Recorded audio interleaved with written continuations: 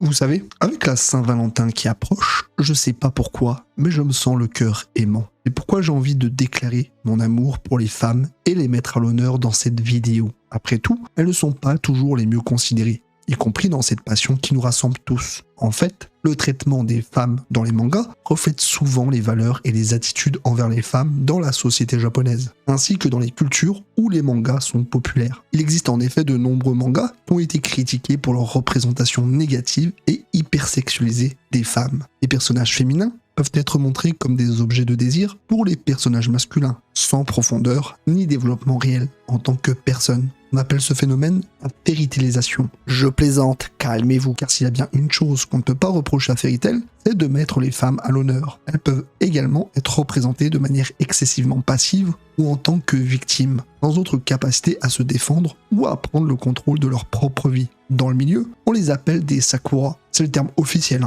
je vous jure. Et enfin, on retrouve aussi celles qui sont stéréotypées. Ce sont souvent des persos montrés comme étant doux et compatissants, sans aucune force de caractère ou capacité à prendre des décisions pour elles-mêmes. On a par exemple Hinata dans ce cas de figure, et bien d'autres encore. Cependant et heureusement, nous avons aussi parfois droit à des femmes qui nous sont montrées comme des figures de pouvoir et d'autorité, capables de mener leur propre vie et leurs propres décisions. D'autres peuvent être des exemples de force, de caractère et de détermination, surmontant des obstacles pour atteindre leurs objectifs. Il leur arrive d'être plus fortes que les hommes, ou pire encore, de les mener à la baguette, comme dans la vraie vie en fait. Ça, c'est le côté réaliste. Et c'est justement de ces dernières dont j'ai envie de parler. Donc si vous aussi vous souhaitez mettre une femme à l'honneur, votre femme, votre mère, votre cochon d'Inde, peu importe, faites-le savoir dans les commentaires. Mais ce serait bien de rester sur le thème des mangas, quand même. Elle est l'incarnation du courage, de la volonté et de la détermination à atteindre le Saint Graal. Elle revendique son identité en tant que chevaleresse avant tout, sachant pertinemment que son genre ne saurait être un facteur de discrimination.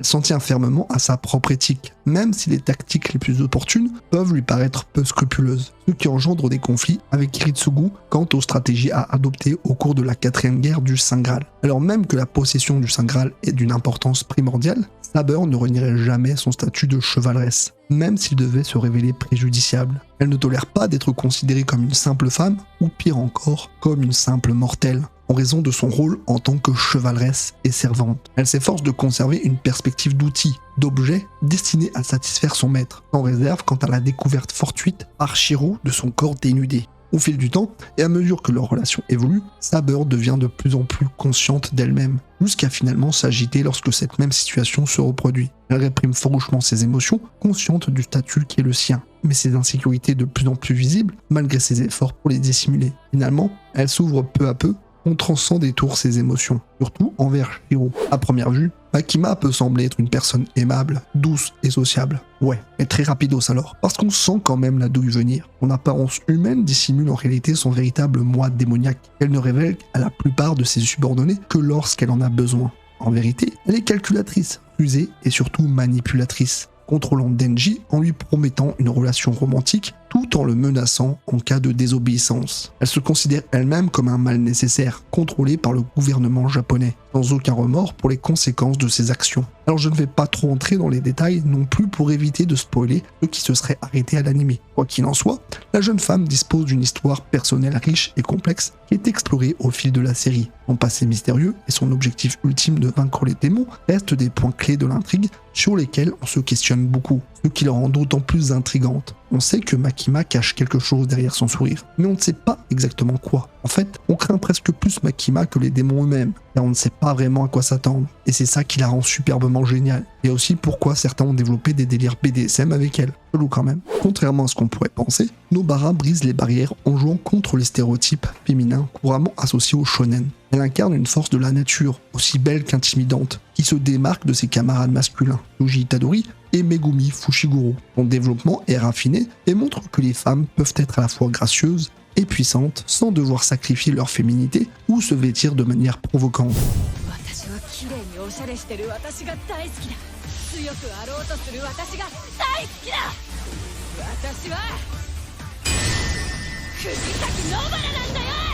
Elle représente l'incarnation d'une force féminine qui n'a pas peur de défendre ses croyances avec fermeté, donnant ainsi une image positive au genre. Elle est souvent le pilier de force de l'équipe, capable de rester calme et de prendre les choses en main lorsque les autres membres sont pris de panique. Au premier abord, la vision que nous avons de Nobara peut paraître celle d'une jeune femme rêveuse, aspirant à une vie de luxe dans une grande ville, poursuivant des défilés de mode et visitant les merveilles touristiques. Toutefois, cette première impression est rapidement démentie par ses actions déterminées et courageuses. Très vite, elle démontre son intégrité en risquant sa propre sécurité pour sauver une innocente victime d'un maléfice. Elle ne se laisse pas guider par la peur ou les motivations matérielles, mais plutôt par son instinct protecteur et son attachement à la vie humaine. Bien qu'elle soit consciente des conséquences potentielles de ses choix, elle n'hésite pas à agir en fonction de ses principes, même lorsque cela implique une certaine audace. Finalement, son engagement envers la justice et le bien-être d'autrui montre sa profonde maturité et sa capacité à agir en tant qu'exorciste, Gojo assurant même qu'elle est assez folle pour ce job. D'ailleurs, j'aurais largement pu inclure Maki dans cette vidéo, mais j'ai fait le choix de préférer Nobara, qui est souvent, à tort, comparée à Sakura. Je sais bien qu'on aurait attrapé ma veste si je n'avais pas inclus la femme forte par excellence. Si Jolyne est injustement considérée comme une rebelle grossière et impulsive, il ne s'agit là que de la partie visible de l'iceberg. En fait, en dehors de sa mère pour laquelle elle éprouve de l'affection, elle a tendance à garder les gens à distance, en raison de sa relation conflictuelle avec Jotaro et du manque d'amour qu'elle a reçu de sa part. Toutefois, lorsqu'elle accède à son stand Stun Free, Jolyne n'a pas tardé à en tirer profit. Elle a rapidement compris la complexité des fils et la polyvalence de son pouvoir, l'utilisant habilement pour améliorer sa situation en prison. Cependant, contrairement à d'autres personnages qui peuvent devenir un peu trop présomptueux en découvrant leur pouvoir, Jolyne a su rester humble. Grâce à son intelligence vive et à son esprit rusé, Jolyne fut à même de surmonter les défis complexes de la prison et d'utiliser son stand au plus haut niveau pour se protéger. Elle a été capable de faire face à des personnages au stand plus puissants, en retournant toujours la situation à son avantage grâce à sa détermination héritée de Jotaro et à son habileté à s'adapter. Jolyne réfute ainsi sa réputation première en tant qu'individu perturbateur et a montré sa véritable nature en tant qu'être capable de percevoir les situations avec sagesse et de les faire tourner à son avantage, sans pour autant devenir agressive, un trait de caractère essentiel pour survivre dans un environnement carcéral. Sans doute moins connu que ses pairs, Revi est un personnage complexe et très dynamique. Elle utilise un langage vulgaire et prend un plaisir morbide et sadique à tuer des gens, ce qui la distingue des autres personnages, bien plus timide lorsqu'il s'agit de passer à l'action. Une chose est sûre, mieux ne vaut pas la provoquer si on ne veut pas se prendre une balle perdue. Au départ, elle est hostile envers Rock, le plus récent et le plus humble membre de l'équipage du Black Lagoon.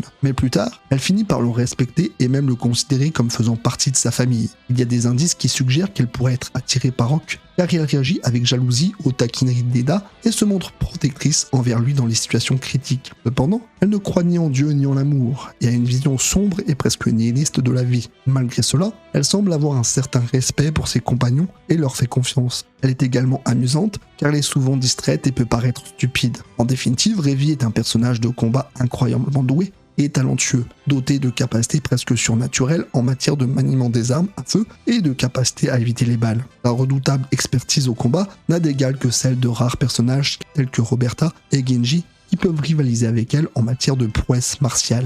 Faye se caractérise par son audace, son égocentrisme et sa tendance à l'oisiveté. Toutefois, elle accorde une grande importance à son apparence et ne manque jamais de prendre soin d'elle. Malgré cela, Faye a connu de nombreuses arrestations au cours de la série et passe souvent du temps entravé à bord du navire. Elle a également tendance à s'attendre à ce que les autres, en particulier les hommes, s'occupent des missions à sa place, tout en jouissant des avantages sans faire d'efforts, ce qui peut créer des conflits. Sa personnalité est marquée par une assurance sans faille, à la fois enjouée et caustique. Son charisme dégage une aura de danger, malgré son sourire apparenté parfois à de l'innocence. Elle manifeste une aura de force indomptable, renforçant encore son image de personnage féminin fort et autonome, ne faisant appel à personne pour la soutenir. Elle a également de mauvaises habitudes, telles que le feu, l'alcoolisme et la consommation excessive de nicotine, et est souvent impulsive et violente sans justification. Cependant, en dépit de son attitude distante, Faye cache une vulnérabilité profonde et ressent souvent de la sympathie pour ses compagnons. Au fil de la série, le caractère de Faye évolue en conséquence. Elle commence à faire confiance à ses compagnons, comprend la valeur de l'amitié et développe même de l'attachement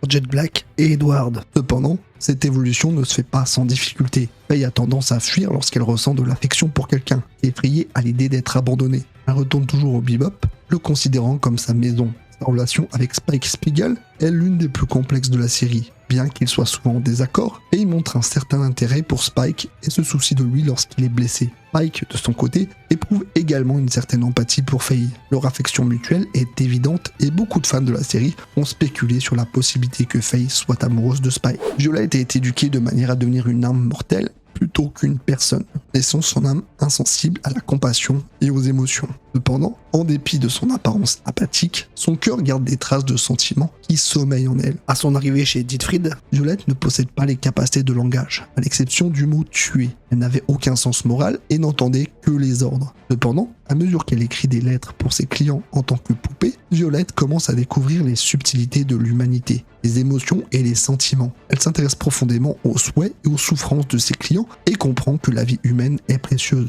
Résolie à ne plus jamais être un outil pour la guerre, Violette jure de ne plus jamais prendre la vie. Elle réalise qu'elle n'a plus besoin de suivre les ordres pour vivre sa propre vie. Au fil de la série, Violette devient de plus en plus consciente de ses propres sentiments et de ceux des autres, se transformant en une personne plus émotive et heureuse. En conclusion, les personnages féminins forts et bien écrits dans les animés existent bel et bien et peuvent être des représentations inspirantes pour les spectateurs ou les spectatrices en l'occurrence. Ils montrent des femmes qui sont déterminées, courageuses, intelligentes et qui n'ont pas peur de prendre des risques pour ce en quoi elles croient. Ils offrent un modèle pour les jeunes filles et les femmes, démontrant qu'elles peuvent elles aussi être de leaders nés, des combattantes et des héroïnes. De plus, les personnages féminins forts bien écrits dans les mangas peuvent aider à briser les stéréotypes et les idées préconçues sur les femmes et leurs capacités. Et ça, eh bien, c'est important. Mais fort heureusement, les mœurs évoluent doucement dans le bon sens. Alors je suis sûr qu'on aura le droit encore à une pléthore de très belles femmes à l'avenir, et fortes surtout. Alors vive les mangas, vive les femmes fortes, et vive les hommes bien musculeux malgré tout. Parce que quand même, on aime la testostérone ici.